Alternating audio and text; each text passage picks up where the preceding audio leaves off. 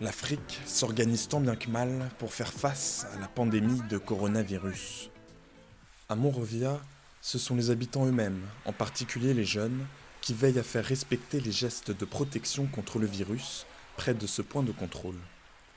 Pour entrer dans ce quartier, il faut prendre sa température et se laver les mains. Certains Libériens doutent encore que la maladie soit présente dans ce pays. Donc quand ils ont vu ces gars baisser les barrières, dire aux gens de se laver les mains et prendre leur température, certains essaient de se faire à l'idée que c'est vrai.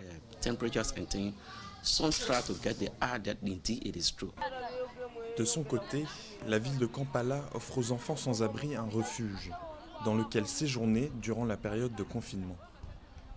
180 personnes ont été accueillies dans une école primaire près du centre-ville de la capitale ougandaise.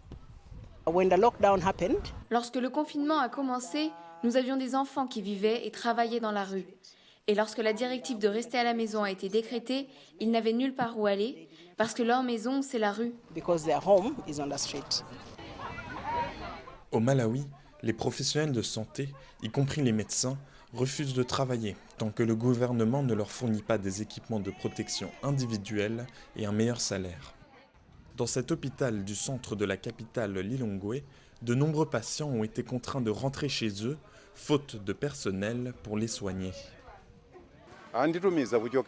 J'ai été envoyé ici par l'hôpital de Bwaila, mais je n'ai pas été soigné parce que les infirmières sont en grève. Justement, pour pallier au manque de matériel médical dans les centres de santé sénégalais, un mouvement citoyen a mobilisé les imprimantes 3D des petits ateliers de fabrication dans tout le pays. Objectif, fabriquer des visières plastiques pour protéger les soignants. À Dakar, plusieurs ateliers impriment et assemblent des dizaines de ces masques chaque jour avant de les livrer gratuitement aux hôpitaux, pharmacies et cliniques. Donc on laisse l'impression, dans 30 minutes après, on aura la visière qui est prête. Donc après, il suffit d'acheter du papier transparent qu'on trouve facilement dans les librairies. C'est facile à assembler, c'est facile à faire, donc c'est à la portée de tout le monde. Cette semaine, le président malgache a lancé officiellement un remède à base de plantes médicinales locales capables, selon lui, de prévenir et de guérir les patients malades du nouveau coronavirus. Baptisé Covid Organics, son efficacité spécifique contre le Covid-19 n'a fait pour l'heure l'objet d'aucune étude scientifique publiée.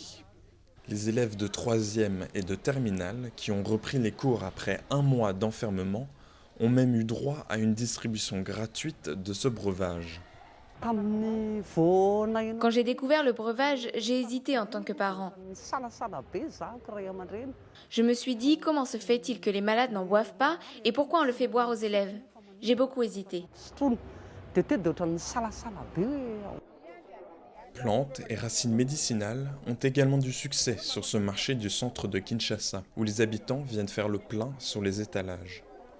Mais de son côté, l'Organisation mondiale de la santé a rappelé qu'il n'existe aucune preuve que ces plantes puissent prévenir ou guérir la maladie. En Afrique du Sud, le président Cyril Ramaphosa a annoncé cette semaine un plan de plus de 24 milliards d'euros pour soutenir les entreprises et les personnes les plus vulnérables confrontées à la pandémie. Cette enveloppe représente environ 10% du produit intérieur brut de la première puissance industrielle du continent. Nous reconnaissons que la capacité du gouvernement à distribuer de la nourriture n'est pas suffisante pour répondre à l'énorme besoin qui a grandi depuis le début de l'épidémie. Les affaires ont pu reprendre au marché central de Ouagadougou, considéré comme le poumon économique du Burkina Faso. Il a été rouvert lundi, près d'un mois après sa fermeture, pour cause de coronavirus, au grand soulagement des commerçants, même si l'épidémie a causé 36 morts pour 576 cas.